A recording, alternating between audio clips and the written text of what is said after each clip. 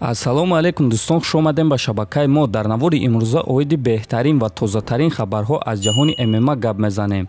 Лайкро зер кунед, мо боша наворро оғоз мекунем. Чемпиони UFC дар вазни нимёна Камаруддин Усман оиди реванши дар пеш истодаи худ зидди довталаб Колби Ковингтон фикроша баён кард. Биён суханҳои чемпионро гӯш мекунем. Моро бо Ковингтон дуюм муҳориба интизор аст ва ма интизорам ки ин дафъа аз ҳама сахттарин Колби зидди ман мебарояд. Вақте ки бо чунин рақиб ба монанди Колби меҷангӣ, туро эҳтироми калон интизор аст, чунки мо бо ӯ аллакай 25 дақиқа ҷангидаем. ӯ берун аз қафас обрӯ дорад ва ин обрӯро эҳтиёт мекунад, аммо ман медонам ки ӯ маро эҳтиром мекунад.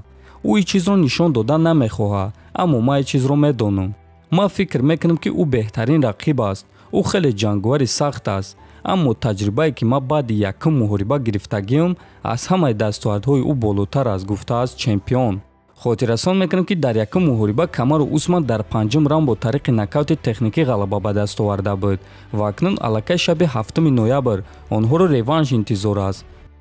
варзигари тоҷик чемпиони EFC дар вазни миёна Фариддун Одилов норозигии худро аз ташкилоти EFC баён кард. ӯ дар саҳифаи инстаграми худ чунин эълон кард: рости гап ҳаёти чемпионӣ на он қадар осон аст. пеш орзуи камарбандро мекардам, а ҳозир боша орзуи ҷангиданро мекунам. ба наздикӣ иншааллоҳ, а ҳозирашда боша интизори хабарҳоем. барои ҳамаи бародаро аз ман напурсен ки кай муҳориба дорам, чунки худи ман низ интизорам бародаро, навиштааст чемпион.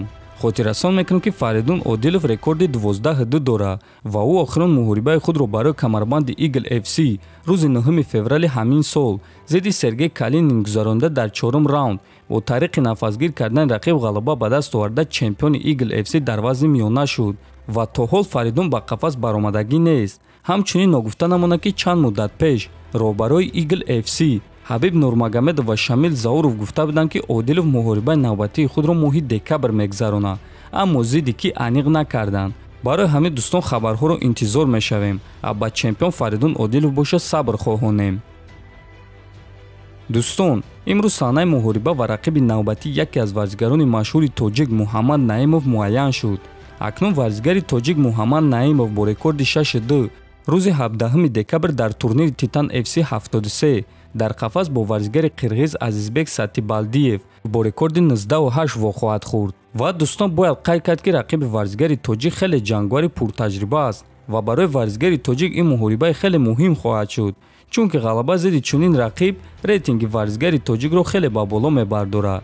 барои ҳамин мо ба Мухаммад Наимов омодагии хуби беосеб орзумандем ва боварӣ дорем ки боз бо ғалабаи худ ҳамаи мову шуморо шод мегардонад.